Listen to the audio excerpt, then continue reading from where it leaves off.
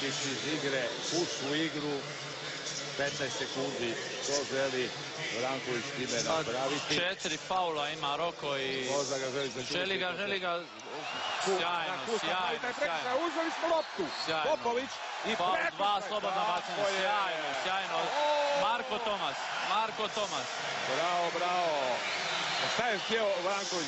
Spasiti od petog faula, nekako napravi faul. Mislim da će, Fus će ostati defanzivno i mislim da će, kad budemo imali posjed lopte, odmah vratiti Roka. Evo ga, Krstić se drži. Vratili su nam Srbi za onu loptu koju smo izgubili. Popović, 4 zadnja su bila slobodna bacanja, realizirana 11 sekundi 6 desetinki, prilika za, nema izjednačenja.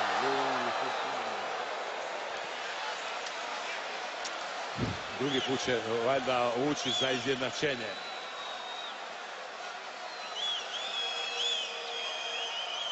Popović, 70-70. I timeout, treći Ivković. Tomas Bogdanović. Lopta na središnjem dijelu.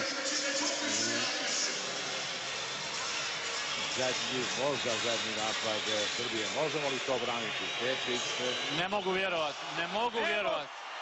Pa gdje smo tu zaostali da pustimo ovakav biće? Popović, kakva pogreška naših.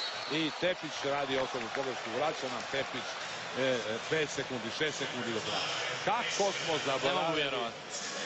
Jer mora uvijek biti nešto tako sudbinski, prokletnički, ne znam kako bi čovjek rekao. Pogledajte ovo. Ja, poklonjeno. Popović opet ima na plećima cijelu utakmicu.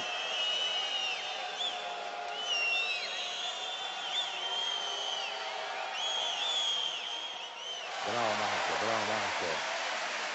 5 sekundi, 9 desetinki. Nema više timeouta. Znači, idemo najprije po izjednačenje. Dobraniti se 6 sekundi, bez prekršaja. Rašić plus Milišove na korak, Rašić i... Faul je sudac sudio. Pus je tamo faul. Sudac je sudio faul. Mislim da je Rašić u kretanju napravio korake. 1 sekunda do kraja. A nemojte nam to raditi. Padao je tu Pus. Možda nas, da vidimo nam. Da, u padu je. Mahinalno dotaknuo. Bio je faul, ja je.